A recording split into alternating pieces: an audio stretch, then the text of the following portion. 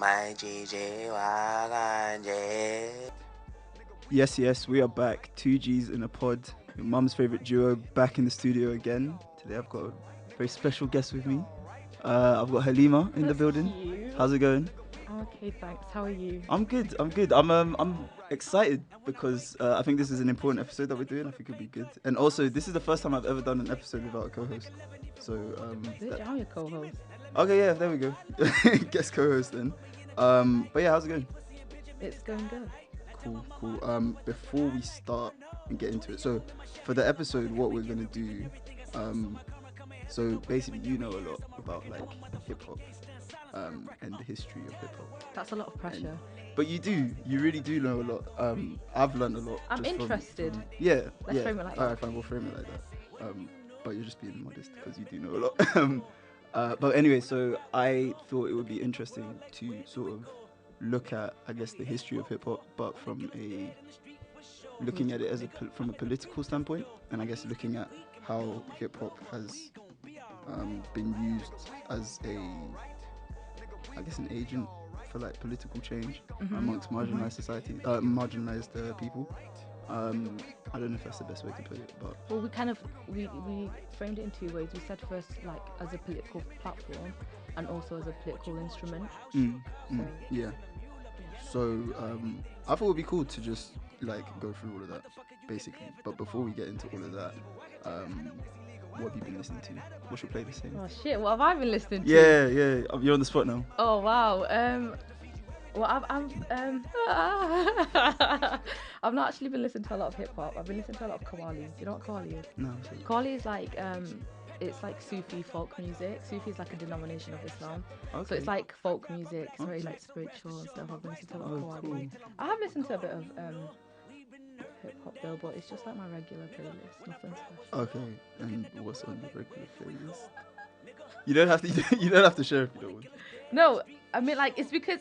So I don't, you know, in your last episode, you know how your brother was saying how like he don't have playlists and he just plays everything. Yeah. That's what I do. That's have what like you just that's shuffle literally everything. what I do. Yeah. Like 1,500 songs just shuffle. Boy. I mean, to be fair, I've got one really long playlist which is like 1,000 songs, and I shuffle that. No playlist. I have a Bollywood playlist and that's it, just to Okay. differentiate between like. Between them. That's it. Okay. I mean, you should have already did it. Like for me, that's just a bit too wrecked because you never know what kind of vibe you're gonna get. No, but that's why you have the next button. Yeah, but like, isn't that effort just always skipping? And No, not really. fair enough. And also like you don't really. Sometimes like you can't let your emotions guide the music. Sometimes you have to let the music guide your emotions. So now we're getting, Do you know what I mean? Now we're getting deep with it. Shit. Yeah. What was I gonna say? Do you know when you like shuffle the playlist? Do you Yeah. look at the queue or do you just sort of? What do you mean look at the queue? You know, there's a queue of songs. But you make that queue. Like you can queue songs. No, I meant like. Oh, They- when- preemptively look at Yeah, the when queue. you press shuffle, you can look at the Shit, queue. You could do that. So you don't do that. I didn't know you could do that. Well, I use Okay. iTunes. Well, you could do it on there as well. I don't Like know if you I do. can't help myself from looking because I get really pissed off if it's a song that I don't like that pops up. So I Well, then you kinda- just press. First of all, it wouldn't be on my playlist if I didn't like it. Nah, but you know, not even dislike. I meant more. You can't. It's not. You're not feeling it. At that Yeah, point. and like there's certain songs that you want to hear, and certain songs it's like, alright, Yeah. it's Well, just you there. just skip. Yeah, fair enough. Okay, cool. But yeah, so What have you been listening to? what at the have I been minute? listening to? What have I been listening to? Yeah, bitch, you're on the So, spot now. So earlier today I recorded with my brother and my friend Jamel, Mm. and we were going through the music that dropped in March. So what's on there? Albums wise, Solange's album, but I didn't really like it that much. Oh no, me neither. I wasn't a big fan of it. Nah, there was a couple of songs that I did really like, but I didn't. It was really. I felt like it was really overhyped. Yeah, well, I mean, it was hyped because of her last project, but then once people listen to it, I think they realized that Yeah. this one's just not as good. I think that she was trying to do something, you know. She Like, was just trying to do she was something trying to be too like abstract. yeah, right? and too creative, man. Yeah, I And didn't it's get like- it. I'm a Philistine. I don't understand art. I didn't understand it at all. I mean, it wasn't awful. It just wasn't particularly great. It was I didn't think. it just nothing to write home about. 2 Chainz album, that was good. I listened to Nav's album, didn't really like Oh, it. that geezer's funny, man. He's Did you fucking see- weird. He's so did you see weird. an interview that he did? About the fucking pretzels. I can't tell. You know, if he's like, if it's serious, yeah, okay, he needs help. If it's serious, he's seriously insecure. Right, like, right. Yeah. But if he's trolling, he's fucking funny. Like, I don't think he's trolling. I really I don't. can't 'cause, tell. All right, I don't know anything about the guy. He's so All I weird. know is from his music, and if it's his music, then he doesn't have the sort of like Range. the range Right. to troll us on that level. Yeah. But he might be joking. But it's just so funny. Yeah, so his Yeah. album wasn't great, but it was okay. I haven't really listened. This is not worth your time, to be honest. Yeah, I don't think I will. Rich the Kid's album. Well, it's Dave. I've been listening to a lot of Dave and Little Sims as well. Yeah, yeah, yeah. I wanted to get into Little Sims, like discuss it with my brother and Jamal, but neither of them have listened to it yet. So I just had to. Really. I've listened to some stuff. Really, she dropped her album at the start of the month, which was really really good. She did a colour show. Yeah, so that's one of the tracks of the album. Colours. Yeah, I'm a big fan of Colours as well. But yeah, so that's what I've been listening to. But Do you just listen to your music like as and when it comes out? Like all you listen to is just new music then? no. So that's what I've been listening to recently. In general, what have I been listening to? I've got like my favorites here and there. I've been listening to a lot of Kendrick recently as well because to Pimp a Butterfly because it was the 4-year anniversary of it. So I was listening like on repeat just because might as well. And then also because Kendrick's my favorite artist. So Is it like of all time? yeah, he's my favorite artist. So because of that, I've been listening to a lot of Kendrick just because. Like once I got into my To Pimp a Butterfly bag, I was like, why not just go back? So I just started listening to so from the start to like now. So yeah, I've been listening to a lot of Kendrick recently as well. But I mean, in general, it's kind of. See, I never stopped listening to him because my playlist is just it's just one. I never really stopped either. I just got like the particular Kendrick songs that I like that, and then there's others that so like for example, Pussy and Patron I hadn't listened to in years probably, but then I went back and I remembered how good it is, and then I put it back on the playlist, and then you get me. So yeah. But yeah, so back to the concept. Where should we start? To be honest, I probably won't talk much because you know way more than I do. Well, it's just going to be a lecture then. Yeah, isn't no, it? but you're going to That's be all I'm educating doing. me. No, I'll come in with my questions and shit, but you're going to Lecturing. be educating me. That's a But lot of pressure. What if I don't know something? I mean, going off what you sent me anyway, like before, because you sent me a lot. Yeah. And I'm not even gonna lie. I've been waiting to talk about it because like I've been listening to like hip hop since I was like 14 maybe, Okay. like year 9 properly. Like I properly came into listening to hip hop, and I very quickly started listening to like underground and like political hip hop and stuff. So this has been like, how old was I, like 14, 15? This has been like 7 years of like interest accumulating because no one like none of my friends care.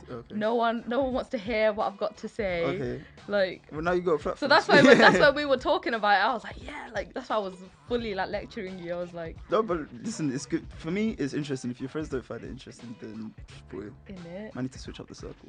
But, in it. yeah. So basically, what you sent me, you started off chronologically. Yeah, I did. Yeah. So alright, you said since we're studying the political trajectory of hip hop, it makes sense to look at it chronologically, and then you started from the 60s, yeah. So should we start from there? Okay, yeah.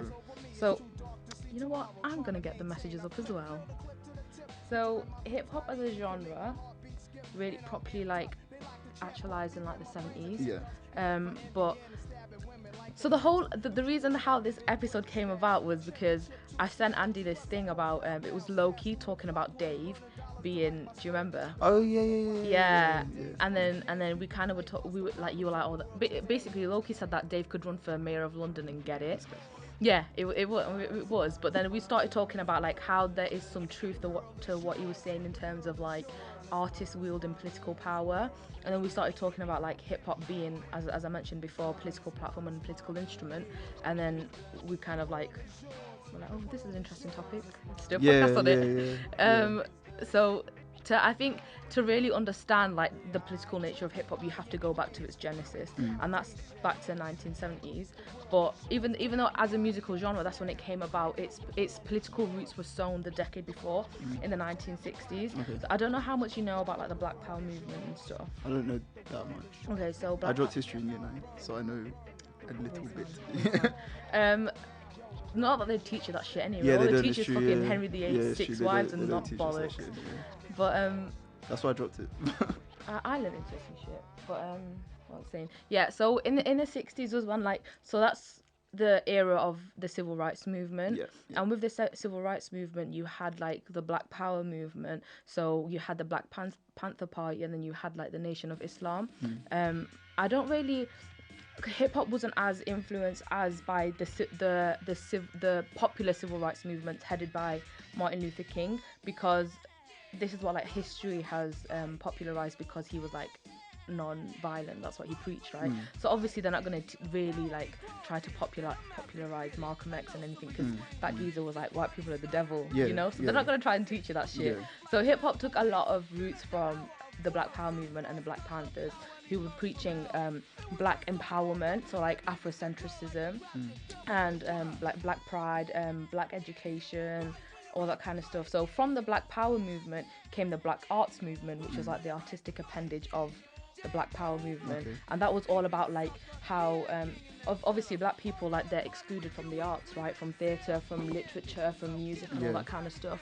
So so the Black Arts movement was a lot about like reclaiming theatre, reclaiming music, reclaiming poetry particularly. So by the end of the 60s, a lot of the Black Power movements had been successfully countered by the state. So the Black Panther had like moved out from the public sphere. They'd not disbanded, but they just weren't really doing bits like that anymore, because the government were like shooting them all and shit. So I make it sound really like shooting them all and shit. No, but that is what was happening. Yeah. I lost my train of thought now. So you were talking about the Black Arts movement. Yeah. So but the seed of like black nationalism had been sown. So people were now like actually jumping on board and being like, yo, like, there is a such thing as black nationalism, and we should like engage in this, and we should use this as a tool to like mobilize our communities and stuff. So they started looking at two characteristically black art forms, which are like jazz and poetry, and that's kind of like where like the genesis of hip-hop came from. Also, another thing that I didn't mention, but so hip-hop as we know it now, because hip-hop isn't just musical. Hip-hop is like hip-hop dancing, graffiti's a part of hip-hop, hip-hop music, like the beats, the like DJing styles and all that kind of stuff. That's all hip-hop. So when hip-hop music first came out, people weren't rapping over beats, it was just beats. And that kind of came about because in the 70s, there was mass migration from Jamaica. So a lot of Caribbean people were moving into like ghetto areas in New York. And there was like some cross-cultural musical exchanges with African Americans and Jamaicans, and that's where like hip-hop music came from. And then people, as I said before, they were looking to black art forms like poetry and jazz and shit, and then they started spitting over these beats, and that's where like hip-hop music came from. So Grandmaster Flash is like one of the founding fathers of hip-hop. And I think I sent a song he did with the Furious Five called The Message. So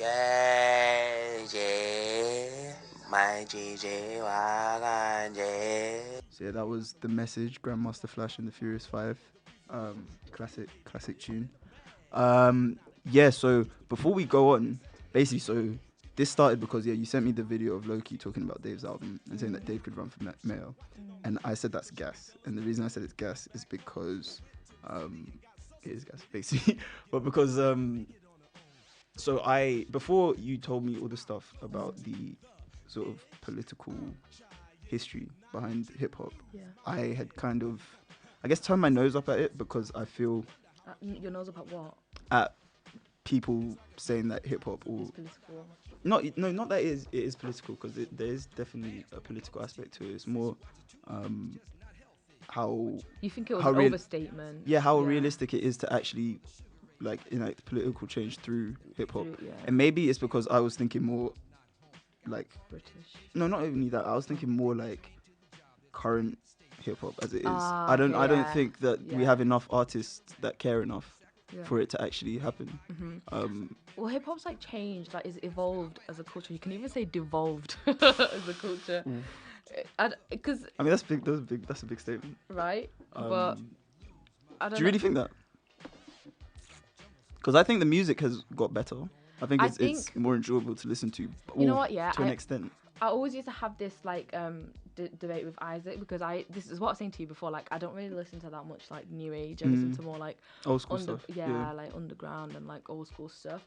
But it's kind of like, and I used to be very like like intellectually snobby, I guess, because I just used to be like, yeah, it's all stupid, like they don't understand lyricism, and I mean, a lot of it is stupid, and a lot of them don't. right. Understand But that's like that argument borders on like anti-blackness, because I'm not like heeding the fact that hip hop is not just, first of all, it's not made for me, like really it's not. Yeah. And also the fact that like there's more than just lyricism. Like I can't spin it into like an intellectual artifact when that's not like what they made it for. That is exactly. Yeah. It's not like catering for me as an outsider to. It's not made to cater for me as an outsider to look in and be like analyzing shit and stuff. You know, there's style and there's delivery and there's cadence and there's, you know, like culture and community and all that kind of stuff. So like I'm never gonna, like I'm an outsider to that. So it was like. So I would say, I think it's more by virtue of the fact that hip hop has grown as a genre. So you end up with almost like subgenres. So mumble rap and all that kind of stuff. Like if you look at like what we're discussing, and we're gonna get back into like the history of hip hop, like whoever the hip hop founding fathers are, they would look at these mumble rappers, or they would look at exactly, and they would like Tupac would probably be turning in his grave listening to half the shit that they're saying. Legit. But that's just, if once the genre grows, you're gonna end up with these different factions of the genre, and it's more, I think it's more like on the consumer side to. Like the consumer has dictated what has become. To an extent, the consumer has dictated what has become popular and mainstream. Although having said that, I do think the consumer doesn't really have that much control, and it's more a like the reciprocal labels relationship. But I really believe that like art and like any music form is a platform of like social commentary and like social observation. I agree. So it's obviously, as you said, by virtue of the fact that it's like gotten more mainstream and it's like in terms of numbers it's grown as a genre, but also because like society has changed and like culture has changed, our priorities have changed, the way that our worldviews have changed as well. So hip hop is as a reflection of that. Yeah, but yeah, because of that, I was saying, like linking back to what I said earlier, like I don't think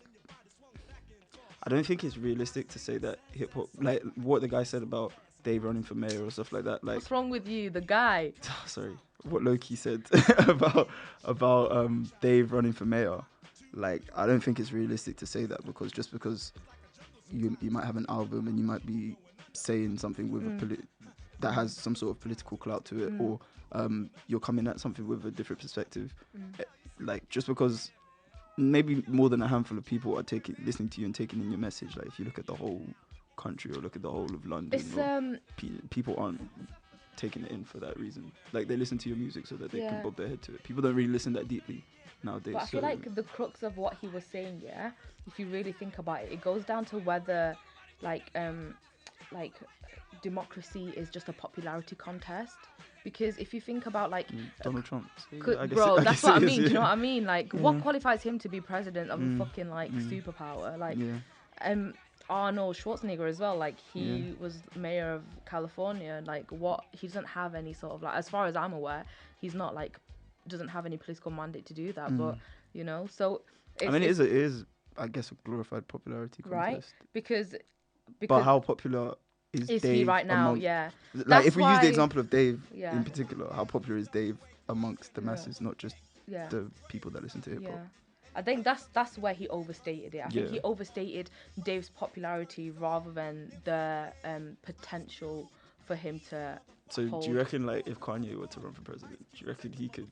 Because he's a bigger artist than Dave. Yeah, but Kanye's moving a bit mad, you know. He is moving mad. He's moving mad. To be honest, I want to do an episode in a couple months discussing whether he's still cancelled. But I'm waiting for him to drop some music so I can that's like an interesting question. Form my opinion. Because Isaac asked me, he was like, "Yeah, is Kanye still cancelled?" And I was like, "Boy." What do you think? I mean, he's still cancelled to me. I don't really pay attention. That's what I mean. I don't mean either. But I have liked his Sunday service stuff. because he's in all the Sunday service stuff. He's playing old songs, Yeah. and old Kanye is calm with him. Yeah, anyway. yeah, So like, yeah. I still listen to old Kanye. I just stopped listening. Yeah, same. I don't listen to any of Yeah, I his just new don't shit. fuck with the new Like guy. objectively, I don't like it as much as the old stuff as well. But also like Yeah, yeah, same. him. But I don't know. I think there's something wrong. Obviously, there's something wrong with him in it. So like, Yeah. that's why So, I just shy away from making comment because I think there's shit that I don't understand and I don't know. Yeah, fine. That's true. Maybe we're being a bit harsh on Kanye, I but think I know. basically like, Could okay, he yeah, win? no, I guess politics is. Okay, so firstly, I'm not very politically inclined anyway, but and I don't.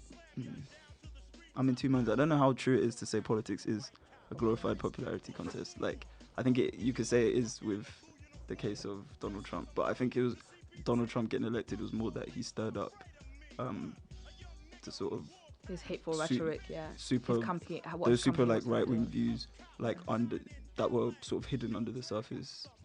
That like people felt comfortable now expressing because they got the protection of being in the voting booth rather than Well, that's popularity, right? Because what you're saying like resonates with people. Like that's what makes you popular.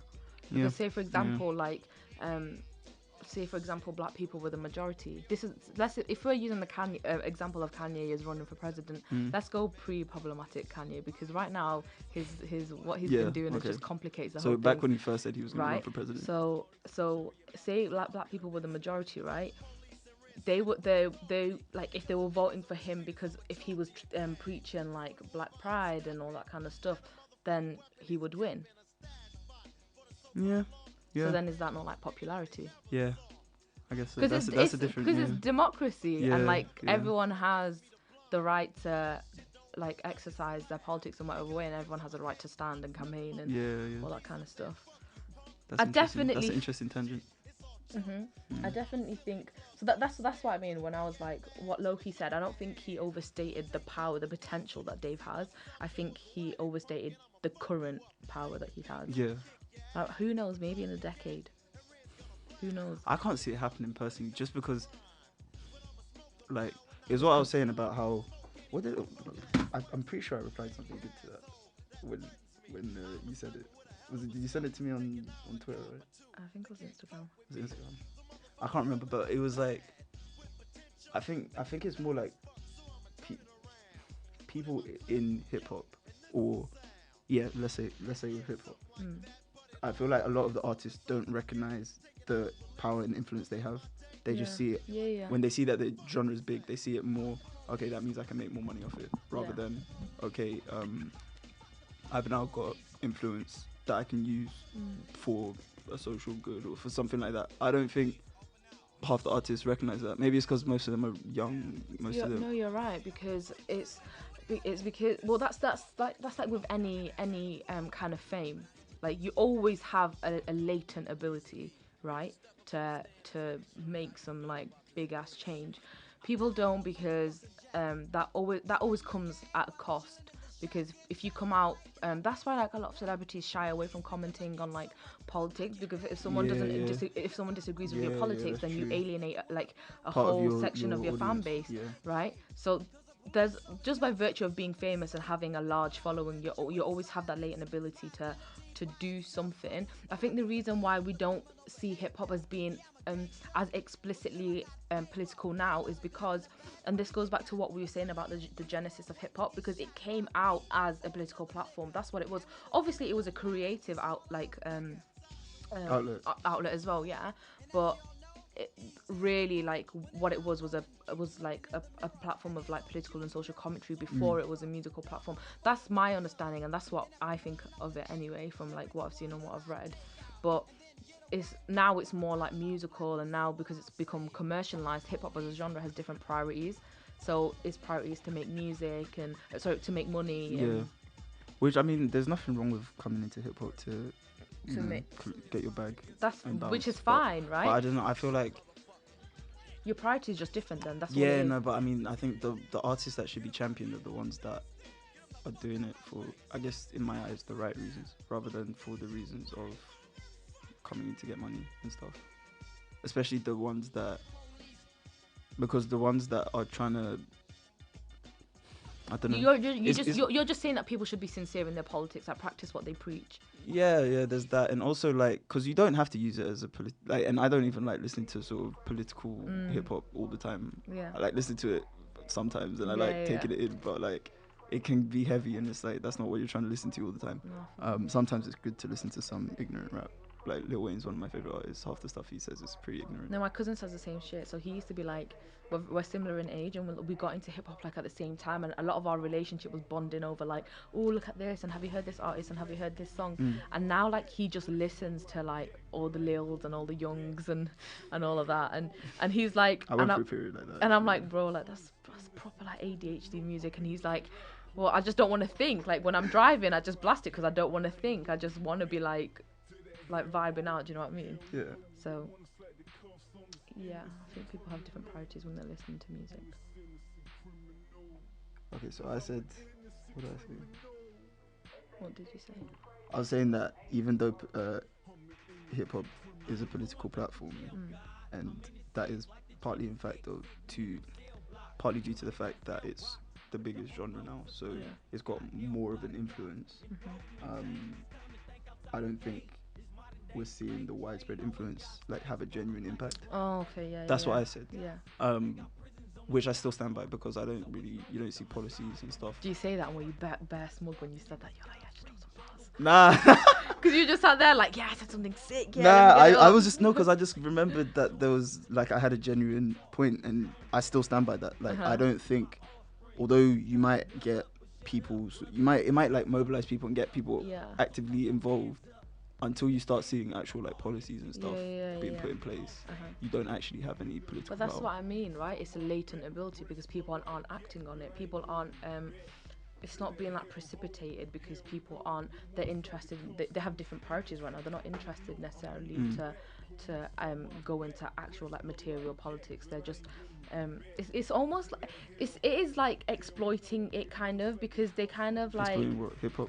Exploiting like the message of okay. like this whole culture of being political, because they kind of like drop a few woke bars, get people excited like, oh, like I'm gonna stand this artist now because they're like they're so like woke and stuff, but really it's just like superficial. Yeah, but I don't know, I always take it all with a pinch of salt, because none of these people are like scholars or anything like that. Like half of them, well, like basically I don't take my political or social views or anything from musicians, because I see them as musicians rather than politicians or social activists or anything like that. I think like that's reductionist though. Like, do you think? Yeah, for sure. No, because I think that's the reason people get so hung up when artists get so afraid to express their politics or put that into like in public, because like we say, it alienates a bunch of the fans and stuff, and that's because the fans read too much into what they say. Like you get offended when they say some fuck shit, because you're holding on this mad pedestal. Like for example with Kendrick, because he's probably the most political rapper I listen to on a regular basis. If Kendrick came and said some dumb shit, I'm not gonna stand there and be like, oh, I can't believe Kendrick said that. It's ruined me listening to Kendrick forever. But do you think Kendrick would say dumb shit? But I don't. That's because I don't know the guy. Well, you do though. You do, because his music is like his.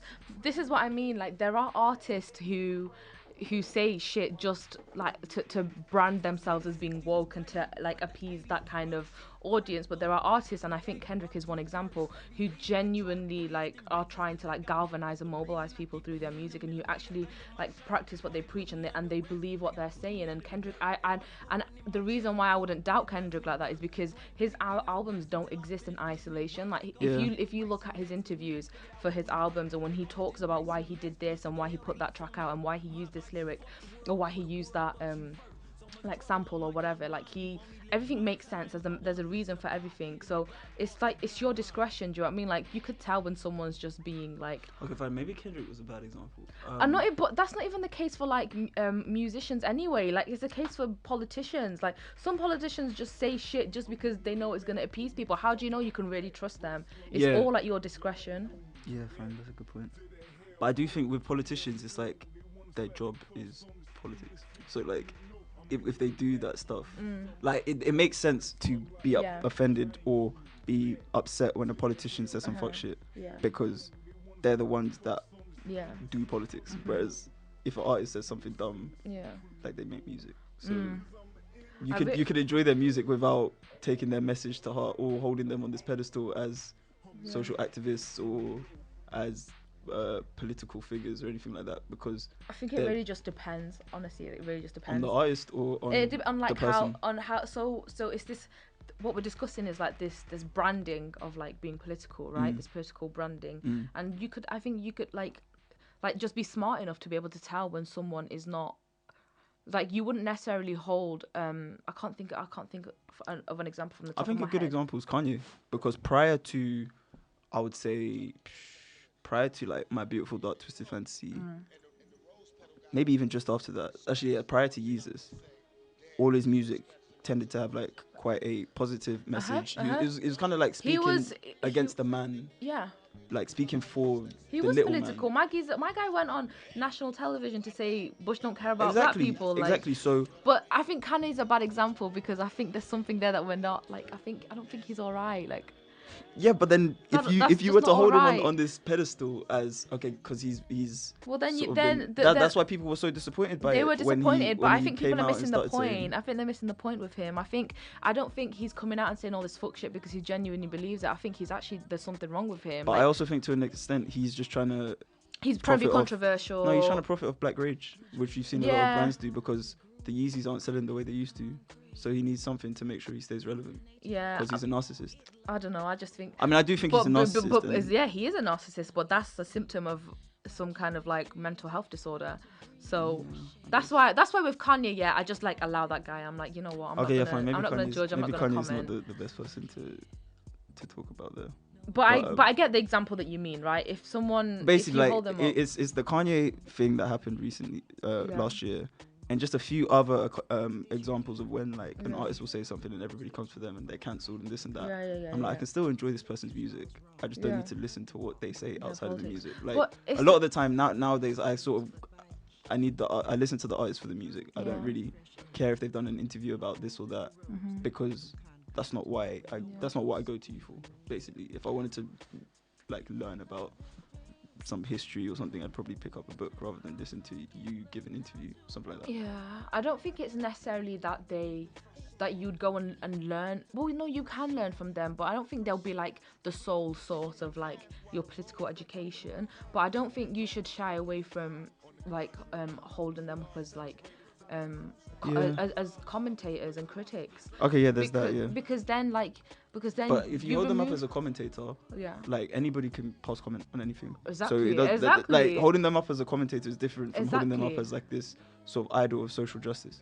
Because holding someone up as a commentator, you could take what they say with a pinch of salt, because you know. But yeah. But whereas when you sort of idolize someone and have them as this person is like fighting for like a freedom fighter, or I don't know what how to describe them. Yeah, I get what you're Then saying. it's like everything they say has just that little bit more clout to it.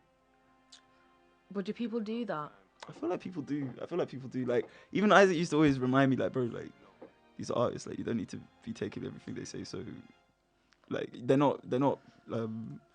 You don't need to be taking everything they say. So, like, literally, because, like, most of the time, they're musicians first and foremost. Like, they're not scholars. They're not.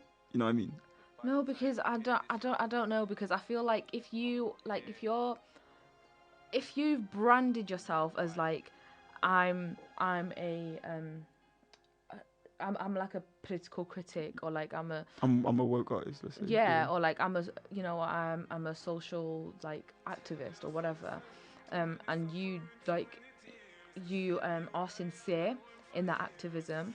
So it's not just like your activism isn't just contained within the walls of your album. You know, you're actually doing shit and you're saying shit and you're standing up for shit outside of that, right?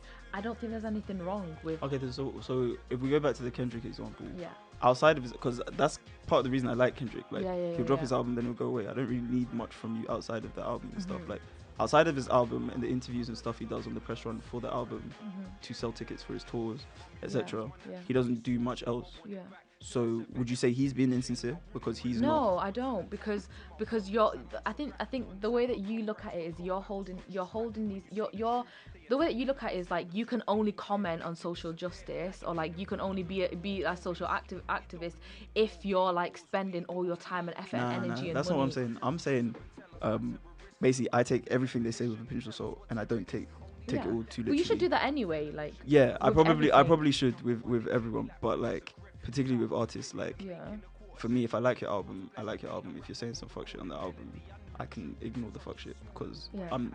Oh, you you're don't not- get offended. Like yeah, that's you my don't- point. I like I've stopped uh-huh. taking them so literally Oh, to avoid I get getting offended. Do you? Yeah, I get offended. Yeah, as in I don't think we should get offended. Because I just get offended by anyone who has a stupid opinion. See, there's that as well. Like I don't know, maybe people are dumb. Like you, like if people are dumb, you can They are. just They leave them no. to be dumb with Yeah, it. but like, if you're, I only get offended if what you're. So if you've branded yourself with like a certain sort of kind of politics, and then what you say, and then you go say something problematic that is inconsistent with what you've preached before, then I have a problem because that's like, and it's not even just like you're like we're all. Hang on, let me think about what I want to say. I have a problem because you've branded yourself a certain way, and now like you're phony. Like Yeah, I get you. that's why No, I get what have you a mean. problem. Because I think they're serious things.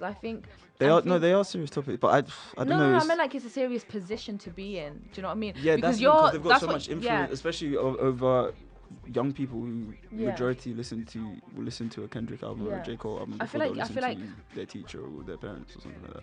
I feel where our opinions differ is that when someone says some fuck shit opinion, like you are able to just brush it to one side because you never held them to that kind of standard Yeah, anyway. yeah. Whereas I do, because I feel like if you're gonna come out and you're gonna brand yourself like that, then you should like be sincere, and like if I feel like I'll be able to tell if someone's just chatting shit or Chatting not. shit. Do you know what I mean? Like I would So what do you only- think? What do you think of J Cole? Do you listen to J Cole? Yeah. Okay, yeah, so what do you J. think of J Cole? Because I would say J Cole is one where, and people, I see it online all the time, people like criticize his music and his fans for holding him to this high standard, because if you actually listen to what he's saying, a lot of it's not that profound, but it's like he's coming from it's almost like he's got good intentions, but he's not really saying anything that is super profound to me.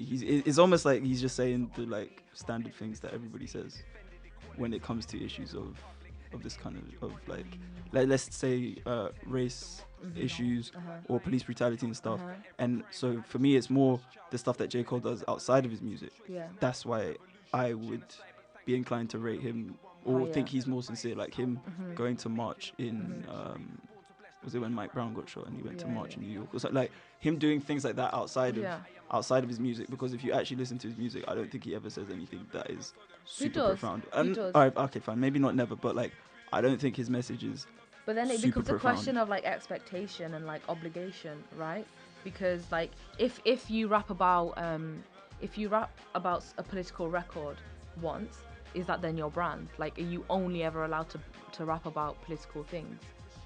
That's a good point, because that's the criticism that people had for Damn, when Kendrick dropped Damn, because yeah. he kind of moved away from the political, Yeah. because To Pimp a Butterfly was super political, Yeah, and he yeah. moved away from that.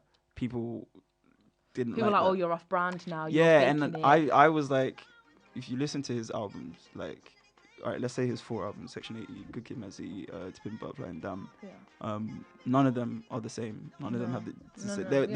They're all completely different. They're all completely different. So like, if you're really a real Kendrick fan, then you know that his album, he's not gonna just find this lane and just go down Yeah. it. He's gonna give you a different listening experience with this album. But they are all political. Like Damn is still like. There are political aspects to it, but I feel Yeah. like Damn he's talking more about. I think it's because it followed To Pimp a Butterfly, and that's why. Do you think? Yeah. I think Damn is political to an extent, but not super political. I think it's more No, used to. I meant I think people were annoyed because it followed To Pimp a Oh, Butterfly. right, So we yeah, I went from get like you. super so we've had this discussion. So and I was saying how like To Pimp a Butterfly is entirely political. Like the Yeah, whole thing yeah. is just about politics. Yeah. To go from that to where you have like a few commercial tunes and stuff, I think that's why people felt maybe betrayed or whatever. But that's your problem. Like, Yeah, why there's- are you there's fans- yeah, stupid? there's Like, fans of this. like, for what? Yeah, exactly. Yeah. It's not that he said anything wrong. It's not that he's been inconsistent. It's not that he's like been problematic or anything. I think with Damn, it was more that he'd been to Pimp a Butterfly. I wrote an article about it back when all about Damn back when it dropped. Yeah. And I think I said something like, To Pimp a Butterfly was like the state of. He was discussing the state of times and the state of like the country at the time. Yeah. Whereas with Damn, he's talking about the state of self. So he's talking about himself and his religious beliefs, all that stuff, which I think is just as valuable as talking about politics. Exactly, because no, that is politics, because politics isn't just macro. It's not just about the state and about communities and about policies. Politics is like there is a such thing as politics of self and like individual politics as well. Okay. So you can't. That's what I mean. Like it doesn't necessarily. So, but is that to do with his like all the religious stuff he's doing? Oh, okay, fine. I hadn't thought of it like that. You can politicize everything. Like it's not. I hadn't thought of it like that. To be fair. So that's what I mean. Like people, like I think.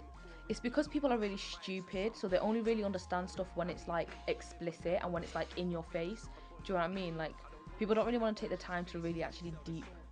I mean, people don't listen to music deeply. That's what I mean. So like, why are you commenting then? Shut up. But yeah, sorry. Back to we kind of completely moved away from what we were talking about. Yeah, before. we did. Well, we kind of covered what was 70s, going on in the 60s and 70s. So then we come to the 80s. Which is an interesting time. I think 80s were a very important time for hip hop. Like, what would you say is the best if you were to split up into decades? What would you say is the golden? So the 90s, like objectively, that's what people call it. That's what people say. Yeah, but for me personally, I would say like, yeah, you know, I'll say 90s and like early noughties for me. So I'm inclined to say noughties, but hip hop kind of lost its way to me towards the back end of the noughties. Yeah, that's what I mean, like early noughties. Yeah.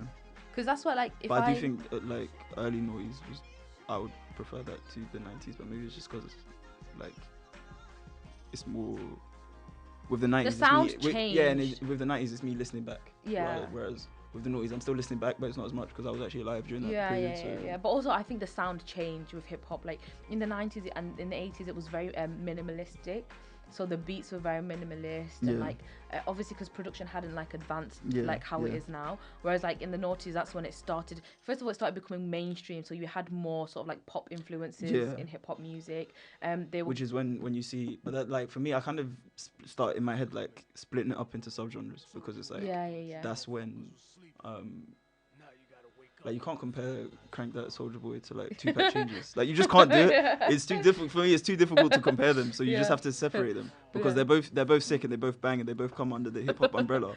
But one is a different type of hip hop to the other. You get me? Yo, he's actually smart. You know, no, he's very smart. He's making millions. Apparently his consoles aren't getting delivered though. Oh, I don't know about that. Apparently they don't get delivered to people, so I'm worried he's gonna fuck himself over and then not getting done for fraud. I don't know about that. I'm worried he's gonna get himself done for fraud or some shit. I'm like, not fraud, false advertising. But I like Soulja Boy. Like as a person, he's funny, and he's doing bits as well. And he came out and he was like. He gave this like really impassioned like speech during an interview once. Yeah, no, I saw it. Do you know what I'm talking about? The one with Drake. What do you say? No, not that one. No, it's a different one. Which one? The Everyday Struggle one. I can't remember. But he was just like, I'm doing shit for myself and I'm being like productive and I'm making my money and like and all that kind of stuff. And he was talking about like black people need to go out and like do this. And and all that kind of stuff. But even with him, sometimes because it's like. You say it's almost like he's branded himself with the flipping Gucci tattoo in the middle of his forehead. He has. Yeah, and it's like he's just funny. That's why I find him funny though, because I take him with a pinch of salt because I know that's not a geezer that I would really look to for like social commentary or like you know. But that's why I'm like with him when he says stupid shit, I just laugh because I'm like you're a clown. Fine, yeah. Okay. All right. So the 80s then. Yeah, the 80s. What happened in the 80s? Oh, what happened in the 80s? Fucking Reagan happened in the 80s. Yeah. So, I don't know that much about the Reagan administration, I'll admit. I know stuff about it, but I don't... Oh, we should play Ronald Reagan era. Yeah, cool, let's jump into that. Alright, here's Ronald Reagan era by Kendrick.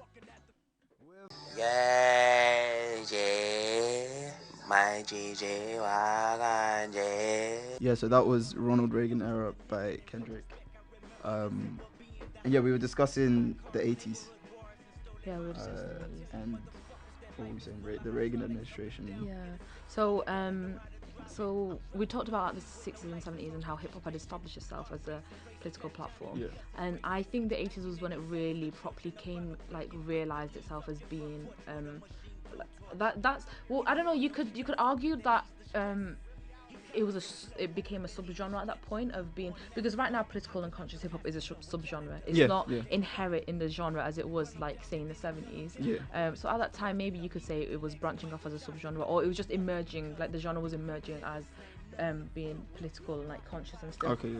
Because at this time black communities were facing like renewed persecution by the Reagan administration, so they were like, bro, he was doing too much. He just was doing too much. Honestly, fuck that bitch. With my chest, with my 2Gs, fuck that bitch. He was like channeling crack into ghettos. He like mandated like mass incarceration, police brutality. So a lot of the issues that we see right now in America, a lot of them like obviously black people had been like persecuted for like from the time before they even were when they were just African, before they even were African Americans, they'd been persecuted. But the strain of like persecution that we see today, a lot of that goes back to the 80s. So so there was like mass incarceration, there was mass police brutality, and like the war on crime. So the war on crime was, have you watched, there's this really really good documentary on Netflix called 13. No, I haven't seen it. Or you should watch it. It's sick. It's about like mass incarceration and like the like historical root of that and stuff. So I'm gonna have to like go way back and talk about mass incarceration. Definitely. Because after slavery was abolished and the Civil War, America was like especially the South, it was completely ravaged. Like it was a lot of it was destroyed by the war, and obviously they didn't have slavery anymore, so they couldn't just get the slaves to fix it. So they would like, and but if you were a criminal, so if you were a felon, you had to do slave labor anyway. So there was incentive for them to criminalize black people because they needed like the prison they industrial needed labor Is that power. new slaves? Like what thing was saying? Kanye was saying on new slaves. Like the So prison yeah, industrial complex. so they needed like labor power to like rebuild the South and stuff. Yeah. So that's where like this whole like disproportionate persecution of black people within prison systems come from. That was like renewed in the 80s by the Reagan war. administration. Yeah, during the Reagan administration. It was, they called it like the war on drugs and the war on crime. Yeah, Which is yeah. really funny because they were the one who, they literally made crack cocaine Yeah. to target black people. Like they literally made it. Yeah, Like no, I they know. literally, that's Yeah. insane. I'm not like, I'm just deeping it to myself because Oh, that's right, fucking fine. insane. Yeah. Like that's evil. That's actually evil. Anyway, so they did that and they channeled it into like the ghettos and stuff, and they started building like a lot of liquor stores and like like street corners and black ghettos and stuff, so as to like destabilize those communities. So obviously there was a counterculture at that time, and that was like a lot of it was through hip hop. So I mentioned the Nation of Islam, and I remember seeing how like we could literally do a whole episode on the Nation of Islam because Yeah, we might do that actually, but yeah, not now.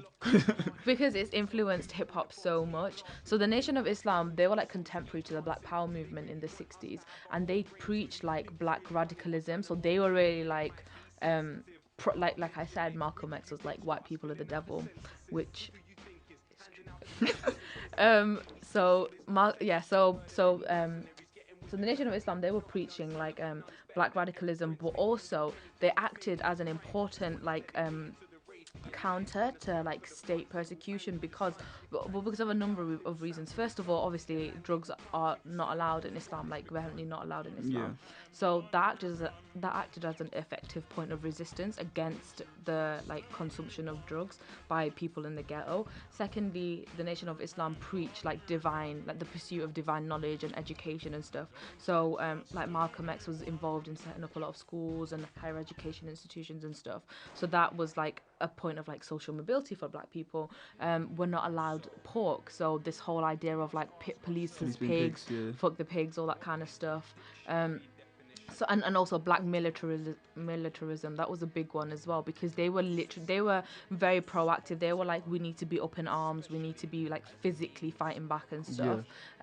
So a lot of that influenced the hip hop movement, especially gangster rap, because you know the whole idea of like black militarism and hip hop, like in the 80s, the like fuck the pigs and fuck the police was like a really big motto. So a lot of hip hop was influenced by the Nation of Islam.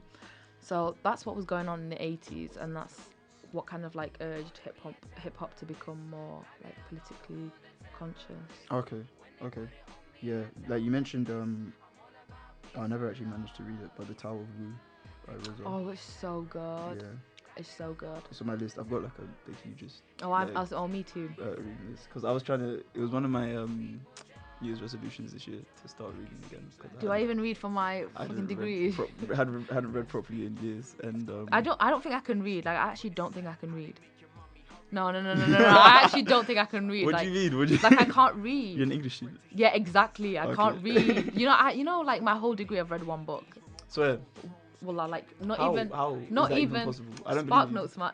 Okay. Wallah, I've read one book, Notes.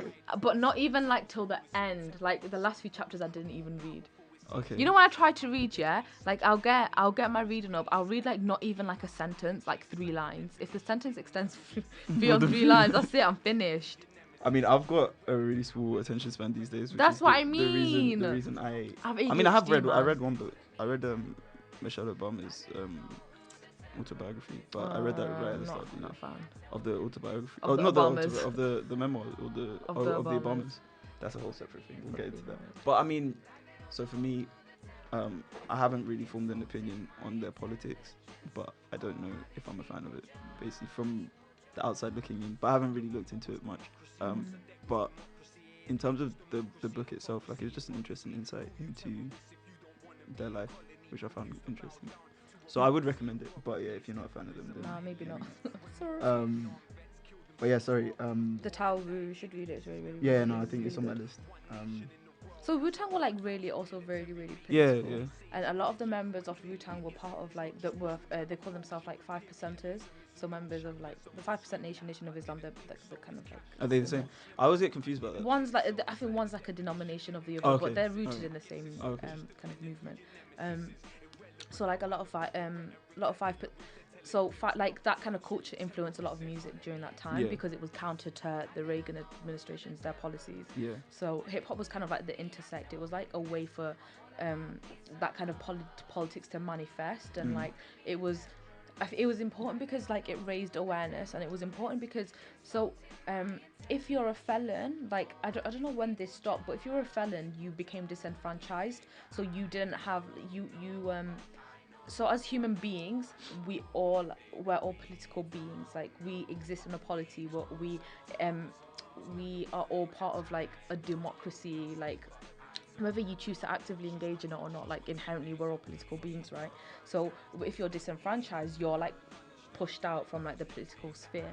So hip hop became like an alternative modality of like political engagement, because if you can't physically go to like a polling station and cast a vote and exercise in democracy that way, you can use music as a means to like express dissent and like express your political opinions and all that kind of stuff.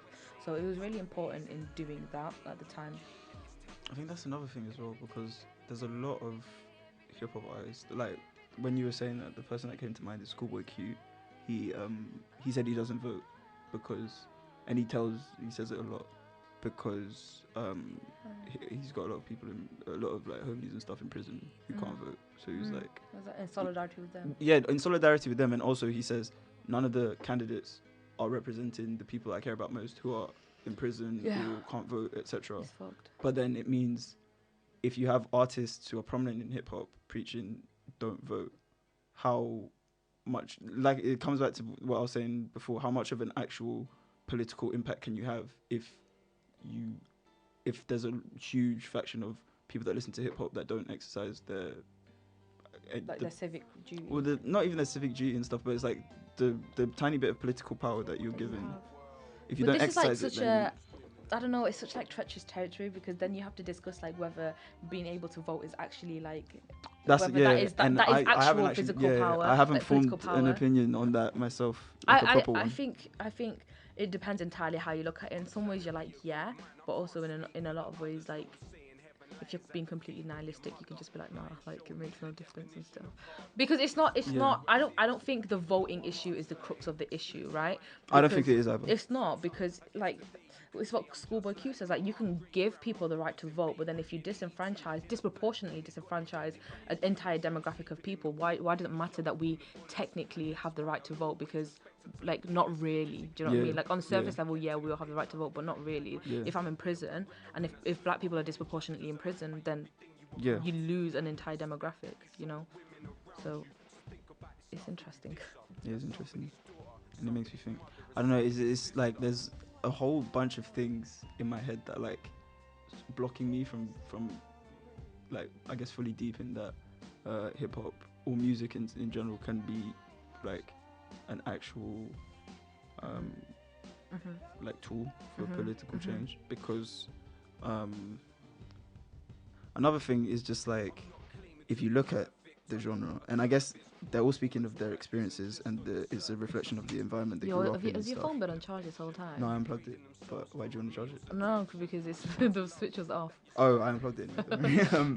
Well, what was I saying?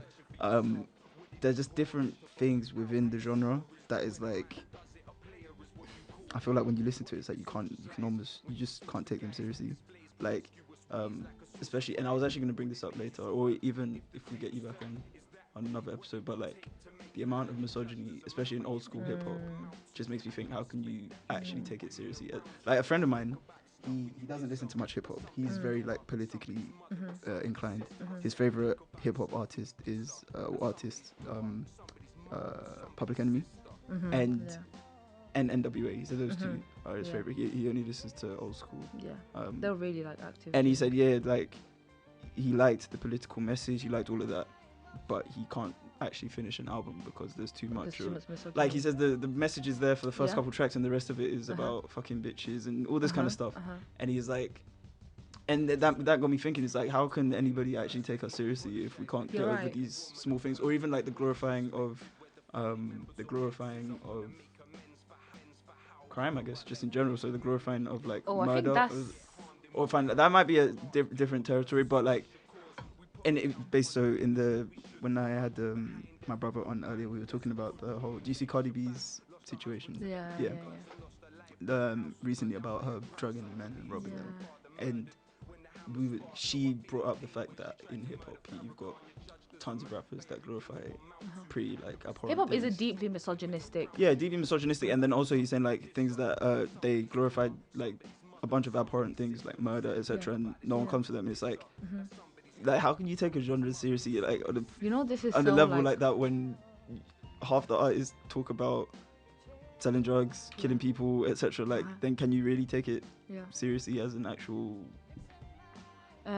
I think the violence thing is a bit different to like the misogyny and like the I think it is different. Stuff. But those are all, to me, those are all things that like block me from thinking that it can actually be used. But I think this is objectively like when we say like if you're talking about hip hop being used as like a political platform, political tool, objectively it has been like you can't really argue with that. It has been. Whether or not you think that's the right thing or like it's a sincere platform of political commentary, that's a different question, and that's that's like you've opened Pandora's box here. That's the thing, and because for me it sullies the message when you've got these problems with misogyny, homophobia, glamorizing violence, stuff like that. Yeah, it's like.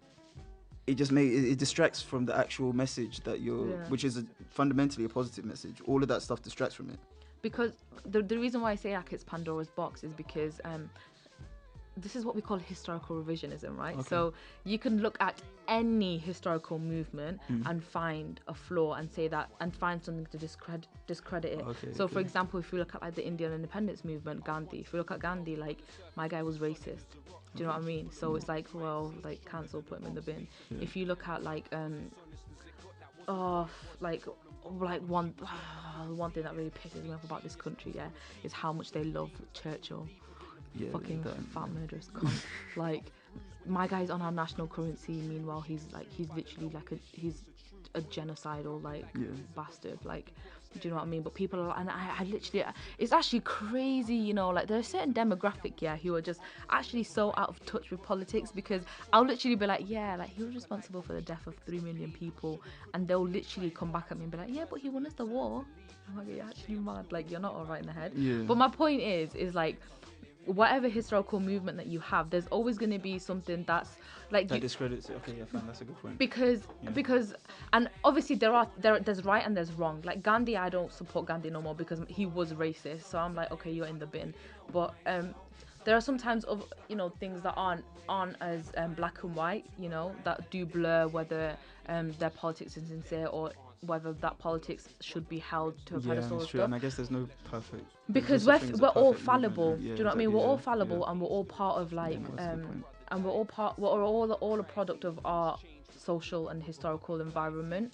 And like, you're never gonna have a social activist who was entirely like absolutely amazing on every single political issue ever. If you have someone who's preaching for black people, they might be like, for example, I was writing so for this I told you about this module. I had to write an essay like last week, and it was on like the black aesthetic movement, and I wanted to talk about I fucking forgot his name. Let me Google it. So this guy who was like one of the founders. Oh shit! He keeps asking me to log on to Whatever. Yeah. I can put it in if you want. No. It's I think it's Ed Jerome. But Oh, no, so you go. yeah, so I wanted to write this. So I mentioned the Black Arts movement at the beginning, and I said it was like the artistic appendage of like the Black Power movement and stuff like that. And this guy called Amri Baraka, who was like one of the founding fathers, and he was like, he wrote this poem called Black Art, and it's incredible. It's such an amazing poem, and I was reading it and I was getting like, because we had to decide what, like, they didn't give us any brief or anything, they were like literally write this essay. So I was getting gassed. I was like, this is amazing, like I can't wait to write about this. My guy started being anti-Semitic, he started being homophobic. In the poem or just in the poem he's dropping like anti-Semitic lines and homophobic lines and stuff. So I was like, right, okay, you're in the bin. Do you know what I mean? So like, on the one front, if you look at it in as an isolated like black power sort of like issue, then he's incredible. What he's preaching is incredible, but then you can't ignore the rest of it, right? But I don't think there's like a black and white answer to how we approach this. Yeah, I don't think there is ever. Like, you can't ever. I think that's more my personal thing, like, and I guess maybe you could put it in like subgenres, because the people that, I mean, I guess the contemporary people now, like, you couldn't get away with trying to rap like woke or whatever, and being massively like homophobic or misogynistic or whatever, to an extent, I guess. But like, I guess there's like a base level of misogyny that people have sort of just accepted. But like, you do now. have that, because like, for example, What's Free, like when Rick Ross, he dropped a homophobic line, right? Yeah. But like, but he got called out. He did by get some called out people, by some outlets. Yeah, not he all did. of them, but like some. But then it's the whole idea of like that whole song, is a very like political song. So that's another thing as well, because it's like Rick Ross is not who I look to for. Do you know what I mean? I would listen to Jay-Z, now current Jay-Z. Yeah. I wouldn't listen to Rick Ross for, to get some profound knowledge or anything like that. Do you get me? I get you. But anyway, so the 90s. Are we done with the 80s? Yeah.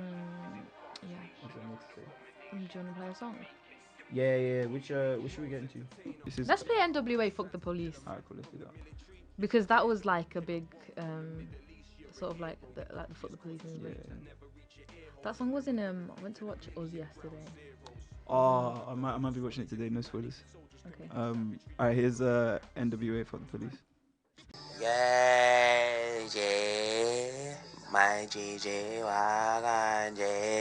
Yeah, that was Fuck the Police, NWA, another classic. The FBI wrote a letter to them. Yeah. I to be honest, I didn't know much about NWA before the film. Like, I'd really? I'd heard the. I've not watched the film. You haven't seen it? It's a good film. It was a really good film. Really, okay. The Tupac film was terrible. Well, actually, Yeah, not terrible. I heard it was not shit. terrible, but it's not very good. But the Dre Al Compton is really good. Okay, But yeah, I didn't know much about them. Like, I'd heard the album, but I hadn't like taken it in, and I knew the like bait songs, and I Yeah. knew about. So basically, I'm a big Dr. Dre fan, so I knew about Mhm. Dr. Dre Mhm. and stuff afterwards. But I didn't know much about them until I saw the film, and then I sort of like started reading up a bit more about it, which it was interesting. Yeah. Think we're gonna get detox. No, it's not happening. Yeah. I think the closest was that Compton album, Yeah. which was good. Like, it's the reason I still have Apple Music, but I'm getting rid of Apple Music anyway because it's been long enough. But yeah, like that Compton album was really really good. You know, the one he dropped in like 2015. Yeah, or something yeah. like that, yeah. But nah, Detox ain't coming. I reckon Detox will probably sound dated now because it's been so long since that he's been working on it. It's or like a supposedly it's like a working on it. cultural myth, isn't it? Like the Loch Yeah, Ness monster. exactly. Yeah. But and it could never live up. Imagine to it comes out and it's expectations. like it was just a social experiment. Yeah. I made it was on my YouTube. Yeah, like to be honest, like I said, it can never live up to expectations. So I feel like Yeah. he's just avoiding this. It's like when they say like don't meet your idols. Yeah. Like I just don't want it. Yeah. But yeah, the 90s. So Mhm. what you described as the So- golden age of hip hop. Yeah. You're probably right, actually, to be honest. But the thing is, because the reason I don't say like the noughties or now the golden age is because I've heard all the bullshit, but I wasn't alive in the 90s to hear the bullshit that wouldn't have made it Yeah. this far. You get me? It's a bit weird because I came into music like I came into hip hop listening. It's weird because I was listening to contempt. So the way that I got into hip hop was through Young Money.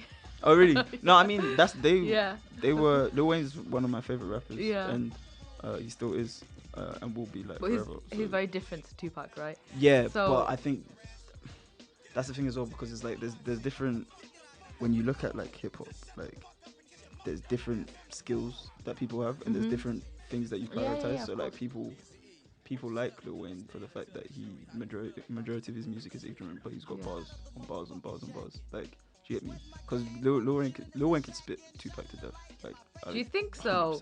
100%. What? 100%. What? He would bar. What the fuck? He would bar him to death. I don't What care. the fuck are you I don't thinking of care. He it? would bar him to death. If Tupac came back right now, You're mad. no, he would. You're mad. But Tupac's Interesting. music has, it's got like a message to it. It's got. No, there's all I don't other agree with aspect- that. No, I don't agree with Tupac that. wasn't that. He can spit. He can spit. Yeah, he can spit. He's got bars. I'm not saying he doesn't have bars, but But like, I wish you could like show Screwface through the mic. man, I wish we were recording this one. But But yeah, what do you mean? Lil Wayne could barb most people to death, man.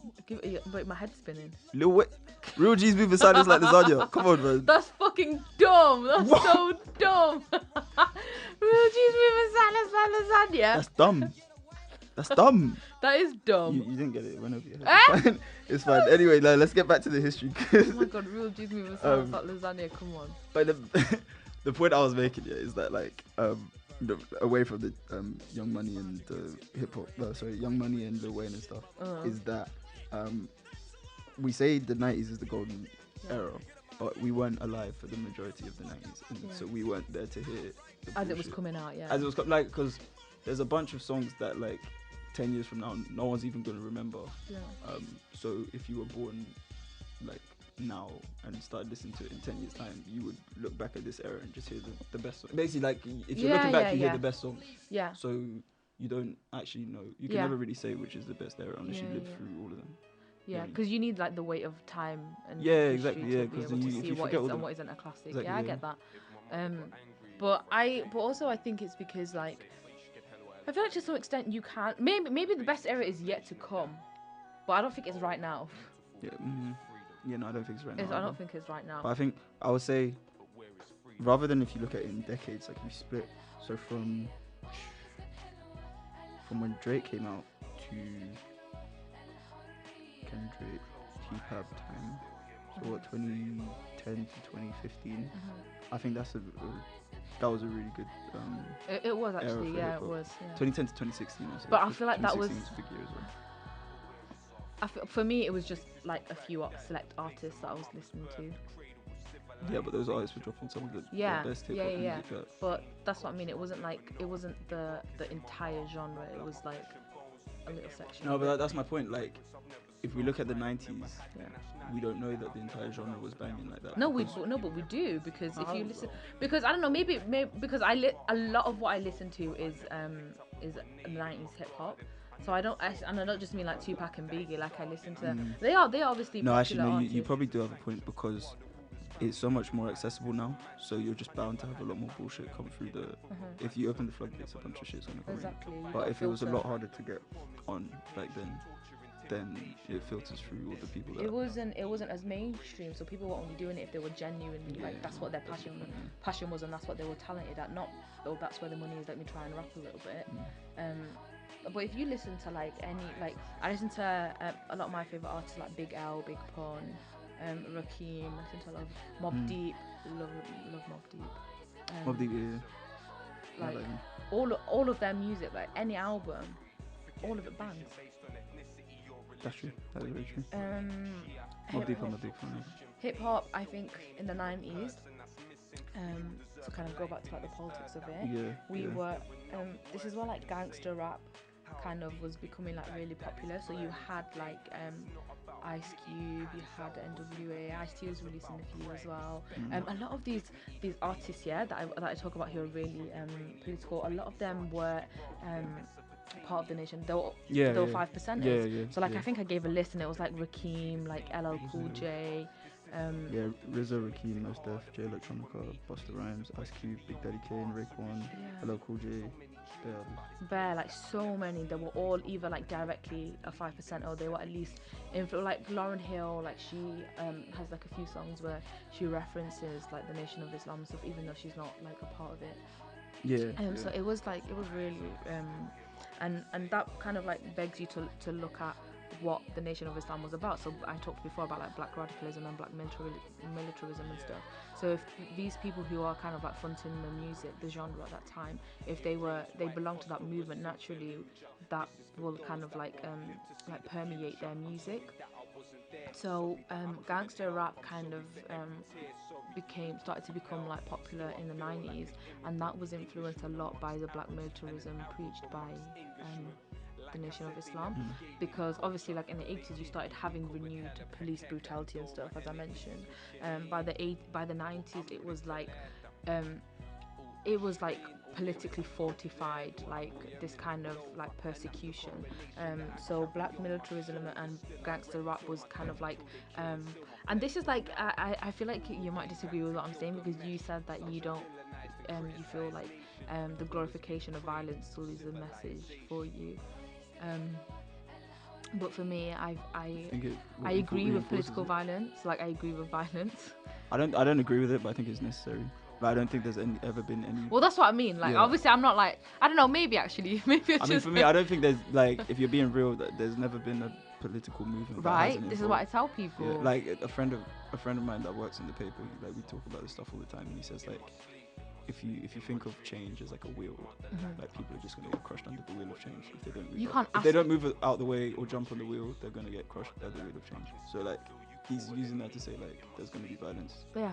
Because you can't ask your oppressor like, oh, can you be nice to me? Yeah. Like you're gonna have to throw hands. Yeah. Like I used to be very, as I mentioned, like I used to be a pacifist. Haha, times.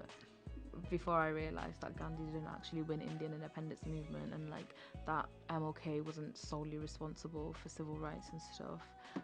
So I agree with political violence, and I think this whole idea of like being up in arms is important. There's this really important interview by Angela Davis. So she's like a really prominent black rights activist. She was part of the Black Panther Party. Like you know Assata Shakur. Sorry, say again? Assata Shakur. Okay. They were like, no, that was a question. Do you I know know her? No, Yeah, have you heard of her? Oh, she was another really prominent black rights activist. So they were like contemporaries. His auntie. Okay. She's sick. She's sick. She's amazing. Okay. You should read her autobiography. She's incredible. Okay. She's hiding in Cuba right now. Oh, she's They alive? put her on the US. Put her. Yeah, she's alive. They put her on top 10 terrorist list. Okay. She's crazy. I love her. She's amazing. Was his mum on the terrorist list as well? No. She wasn't. No. Okay, but she died recently. She died like 2 years ago. But that's what I mean. Like, so his whole family, like his circle, they were all moving in like in those kind of like Yeah. political spheres.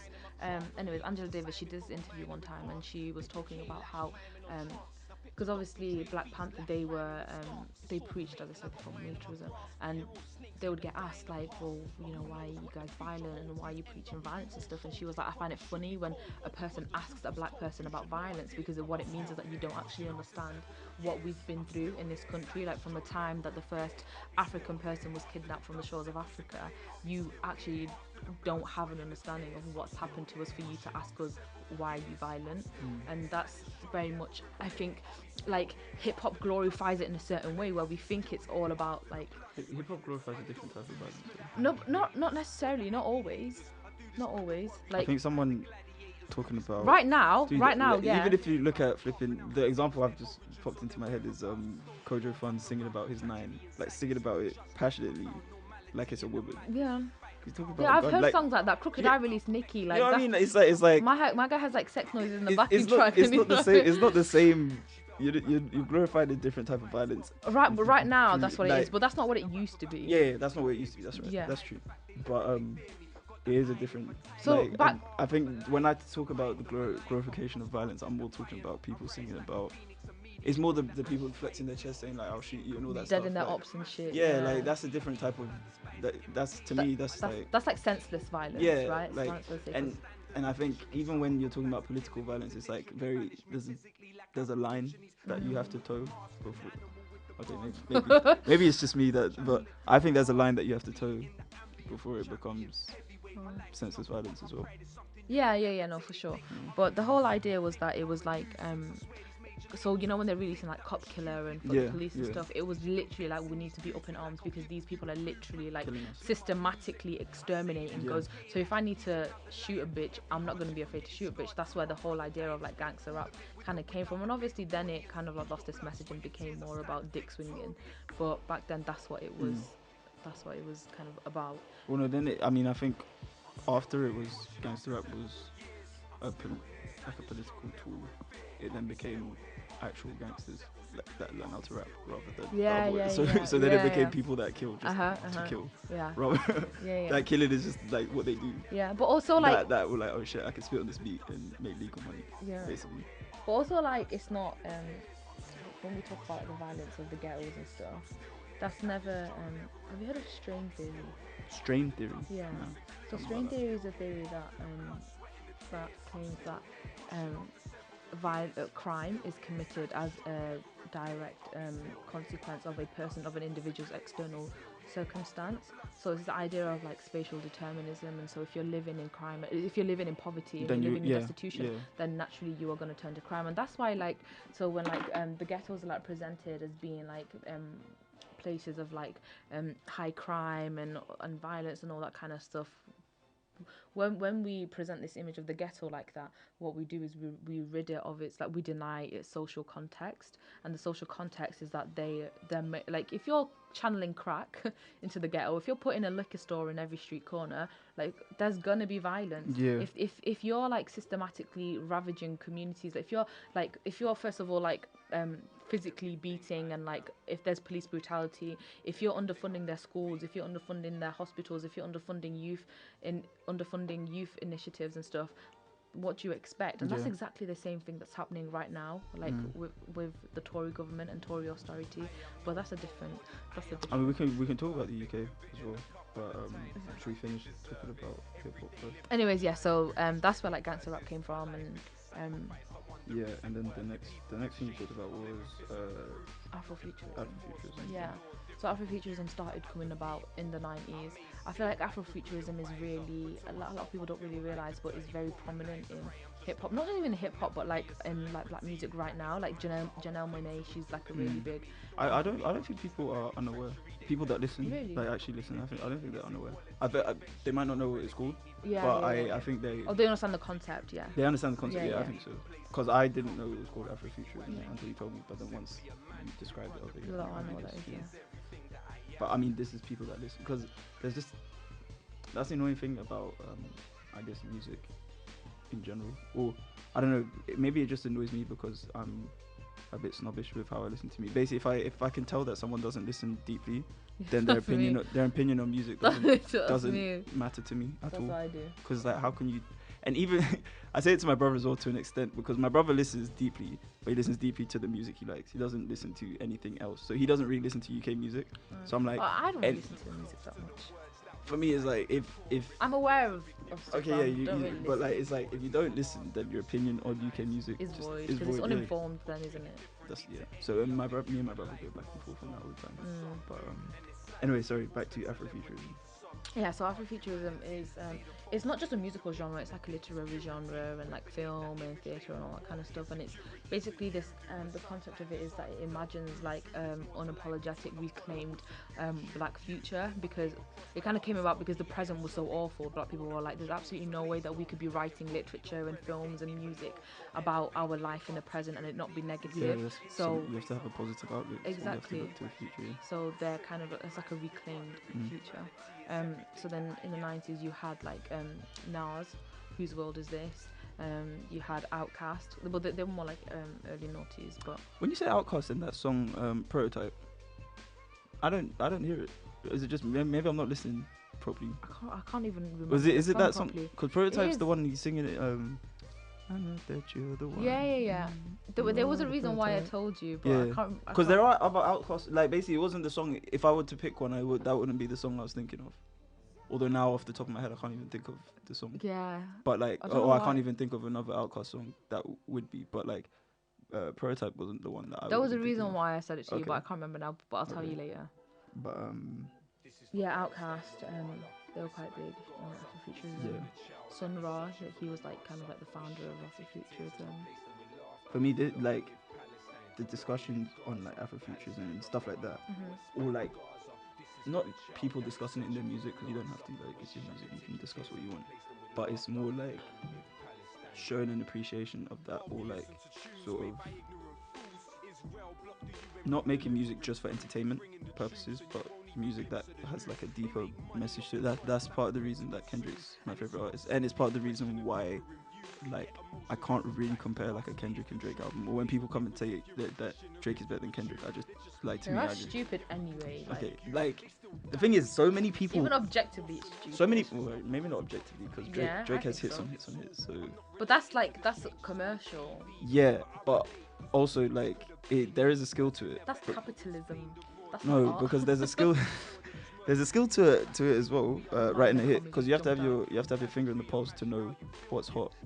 But that's not him. That's his team. Well, I mean, if it were just his team, then they would be able to do it for the other people on the label, and they can't. So But because he when Party Next Door hasn't had a hit, he's written hits for Drake, but he hasn't had a hit. But there, it's not all just. It's not. I don't really think it's all him. Obviously, an artist has like. I wouldn't credit anything with just one person. Though. I No, wouldn't of credit course. Kendrick's the message he has and stuff with Yeah, just yeah, of him. course. I think J-Rock Oh, has a lot but to do who with that as has well. like a certain style and cadence, Yeah. and, like I guess charisma or whatever. I mean, I think you know what the thing with Drake. I'm sorry that I keep cutting you No, off. go for it. The thing with Drake, yeah, is that he's actually very smart the way that he markets himself and brands himself. That's what I'm saying. Because he has It's a so much skill. fan interaction. It's a skill. Like he's always doing, you know, like Make-A-Wish kids and stuff. Like, What's it? bro, he's every other day you're seeing him like in. Oh, I've in seen that stuff. Yeah, no, I've hospitals. seen that stuff. Do you know what I Yeah, mean? I've Like, which seen is that, lovely. Like, yeah. it's great, but obviously I guess I'd never thought of that stuff. that's fan a interaction. commercial tactic. Like, Yeah, I never thought of it in that aspect. I thought because it was people are just gonna be him like, oh, he's trying such to, a nice give back. person. Yeah. Like, you know, not that I'm not judging his intentions because that's not my place. I don't know him, but you can't deny that it has a commercial impact because people were then like it endears people to him Yeah. and stuff. So he has a lot of fan interaction, and he's always doing this interview and this show and this. He turned up at Leicester yesterday. Yeah, but didn't he's not always doing interviews, because Drake doesn't do interviews. Not that. like appearances. Like, Yeah, he's do you know he's what I doing mean? appearances, but Drake doesn't do interviews. But back to what I was saying, like that's the reason I can't really compare. Like Drake doesn't really compare to Kendrick. And when we like years after they've retired and you look back at their careers, you look at Drake as amazing hitmaker, Yeah, biggest yeah, rapper yeah. for the last 5 years, if not longer. But he barely touched on social issues, Yeah, of social course. commentary He's and stuff. fun. Like his music is just fun. That's what I'm saying. That's It's what like he his is. music is for entertainment, Yeah. and his music gives you something as well, because all his albums are about him. All his music is about him and self and stuff. And like you were saying, there's the sort of like politics of self, but he doesn't really touch on that. Why did you roll your eyes? Drake doesn't you touch said on that. No, when you went. Oh, did I? Oh, my bad. Sorry. But Drake doesn't touch on that. Drake No, he just doesn't. he just talks about. But that's what I mean. He's the very last- clever. He's very clever. He tries to appease everyone at once. Like that's his whole thing. Yeah, which is why his albums lack cohesion. That's why he's so It's not popular possible. with all demographics. Yeah. Like he's popular with black people. He's popular with white people, with middle class people, with poor people. Like he's actually just bare popular because he appeases all pockets of his fan base. Yeah. But yeah, sorry. Back to what's the next one? Oh, I think that was the end. Yeah, And then we you talked kind of we about- talked about like how important Kendrick is right now for like Yeah. the current political scene and like particularly for the like genre of Afrofuturism. Would you say he's still as important? Yeah, of course. Because it's been. He hasn't really spoken. Since To Pimp a Butterfly, he hasn't really had a mad sort of like political angle to his.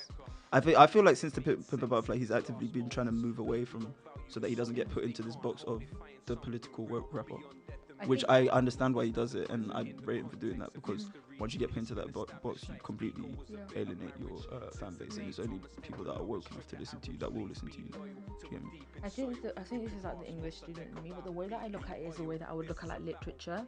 So like obviously you mentioned before, like we always need the weight of time and history to tell you what has like withstood, right, and what has like been sustained. But if you have, I don't necessarily think that like if you have like a really political album in one sense that its significance and your significance is discredited because you then didn't carry on talking about politics, or that every album and every track that you made since then has been political. Like in that. So you would say like him doing that album is enough.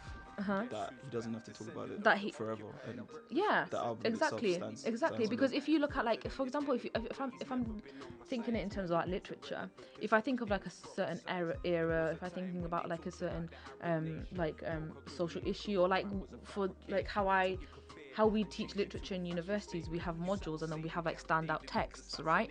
And like if I'm learning if I'm doing a certain module, I will have standout texts that relate to whatever issues or eras and whatever. And then if I look at that text, that author might not all of their works will be political, not all of their works will be about the same thing. They might not have even written anything else other than that one text, but that text is still seminal to that issue, to that module, to that era. Do you know what I mean? So when we look back and we think about, okay, like what was like the Black Power movement saying in this era, we're gonna look at that album. That's still seminal. That's still significant. That's true. Okay, that's a good point. So then, would you say it has to be an album from the person? Because, like we mentioned, Meek's "What's Free," but that whole album isn't about. But Meek it's not. But Meek as an artist right now, he's doing a lot for like prison reform. Meek is he's sort of been thrust into that position, and he's like accepted it. Not as well. thrusted. I think he's been actively like, I don't know, like. No, I mean, if he hadn't got sent to jail. Obviously, if he hadn't got sent to jail that's the what last time, then he wouldn't be. He wouldn't. No, of course, but. So he's been thrust into it by virtue of the fact that he was sent to jail. Yeah, but then all of our political subjectivities are informed by our like own like experience and stuff. Yeah, but there's nothing wrong with saying he was thrust into it. It's not like he's rejected it and stuff. He was thrust into it. And he's Okay. But yeah, I don't know, because. But would you say that Meek is as important as a Kendrick, or like J. Cole when he did the marching with following Mike Brown's murder, and he dropped that song Be Free, I think it's called, and he performed on Letterman and stuff like that. Like, would you say that that's enough, or do you have to go full Kendrick and have an album that's fully full of it? Or that's I don't think there's an answer to that. Okay. I'm more inclined to say that like what if we look back at this time and we try to like, if we look back on it through like a historical lens and we try to understand the history and the politics and like society at the time, I'm more inclined to say that Kendrick's body of like his album is more seminal and more significant than I think so as well, song and stuff, only because it's an entire, like it's a executed and finished and curated body of work. Yeah. So it's kind of like it's a material kind of thing that you can like really. It's a tangible Yeah, sort of yeah, like yeah, I get you. platform. Do you get what I get you, mean? And it's explicitly political. But I don't think it's black or white. No, I get you. Boy, I think I'm kind of out of things. Oh wait, no, you mentioned the UK actually. Yeah, I touched on it really briefly. Yeah. So I don't really listen to that much grime. I would say I used to be a lot bigger into grime. I'm now more of like a casual listener. But like, so I used to be really into it when it. Well, actually, no, I was casual up until it had its like renaissance kind of thing with Stormzy, like back in 2013, 14 times. Then I I used kind to of. listen like, sorry, I used to listen like back in the day, like SBTV. Yeah, no, I'm saying no, so that like back then, but I wouldn't say I was super into grime back then because Yeah. I was 12. So how and then like basically when I was coming, you know, the sort of age when people start getting interested in like properly interested in different genres. So like around 14 upwards, that's when grime kind of took a hiatus and everyone was making pop tunes and stuff like that. Daisy Rascal started Yeah, like releasing Holiday. exactly, yeah. So then I kind of just I was like, oh, grime's dead. Yeah. And then when it had its sort of like rebirth Then you started listening. with Stormzy and stuff, then I got like super into I it. think it's really like it's hot right now. Yeah, Like grime but is really hot right now. I don't know if grime is. Really? I would say It's UK starting to get a lot of music is, and Yeah. it all comes on. It's a bit like hip hop. It comes under like the grime umbrella, but like it's not like half the popular UK artists now, the mainstream people aren't grime artists. Dave's not a grime artist. AJ can spit on grime beats and came up as actually no, he's not even a grime artist. He can spit on grime beats, but he's not a grime artist. It's because the genre's evolved. You know what I'm right? saying? Like they're not making grime music anymore. Like, and even if you try and define grime, it's difficult. But like, if you go by the standard one that people say, like 140 BPM, stuff like that, like people aren't spitting on that. People aren't making whole albums on that stuff. Even Chip doesn't make a whole album spitting at 140 BPM and stuff like that. So I don't know if I would say grime is popping right now, but like UK music is definitely popping. But yeah, no, the reason you mentioned it is because I was also talking about. I was also talking about like politics. So like grime again, it had like a similar genesis story. So it came out. I think it was like Bow, East London. Yeah. So and I think I mentioned that these were areas that were most hit by like government austerity and stuff. So you know before when I mentioned how like the ghettos had like underfunded like schools, hospitals, like youth initiatives and stuff. It's a very similar thing here. So these kids were kind of like and obviously like disproportionate like crime persecution as well. Like I don't even need to tell you guys about racism here. Like like we've been new. But so grime was kind of like an outlet for that as well. And like I think I read somewhere that it was white garage artists weren't giving up space for black garage artists, so they were kind of like, and like pirate radio was really important for like the emergence of grime. So these from what I understand, they couldn't necessarily afford to go like and buy records, so they would like pirate, like have their own pirate stations and stuff. So that was like it had a very political kind of like genesis as well. And then we talked about like politics right now, and I mentioned like Stormzy, and I was talking about how Stormzy how like he came on like the Brits and he rapped about Grenfell, like like that's the nation's like award show, and he came and he forced our prime minister to face affront over Grenfell, and like he's called Theresa May a pagan, and you know she is literally, fuck that bitch. But he also like he's spoken about like disproportionate persecution of drug related crimes, all those kind of stuff. And then I also mentioned the 2016 general elections because Corbyn. Oh yeah, you did mention it. So you know how you were saying before, like, oh, you don't really see it have like a material consequence. I think in this case you can really see a material consequence because Corbyn he's very, again, like this is where like I don't know how much I trust him, his allyship with like young black men. I mean, I don't believe in allies anyway. Like that whole. Really? Yeah, I don't believe in What that do you shit. mean? Like when people, oh, I'm an ally, all that shit. Basically, I always take it with a pinch of salt because you don't know what people do behind closed doors. Yeah, so you yeah, don't yeah, know of if course. it like. You think it's People- performative? Yeah, Yeah. that's literally the word I was going to use because that's exactly it. I think it's performative and like you don't know if they're an ally and then Kendrick comes on and they start screaming. Yeah, You know what I mean? Like, and then you just have to look at them like, oh, I thought you were an ally. Oh, So, shit then. yeah, I don't believe in that shit. Yeah, But well, anyway. that's the thing with Corbyn. So I was a bit like, I don't know how I feel about you like using this kind of like for your brand or whatever. But also we have to trust that these people like they're smart, they know what they're doing. If they're outwardly As in coming the people, the grime artists, yeah. So we had artists like Stormzy, JME, coming out for For Corbyn, Corbyn, yeah. like actively low key, Akala, like actively campaigning for Corbyn and stuff.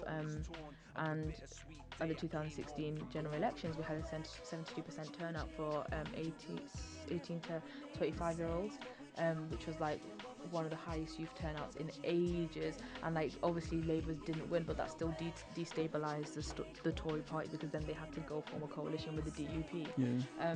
So that's a material consequence, Yeah. right? Because you can't deny. Obviously, it wasn't only because the grime artists campaigned that the young people were turning out, but 100% it had an impact. Because I remember when I was like,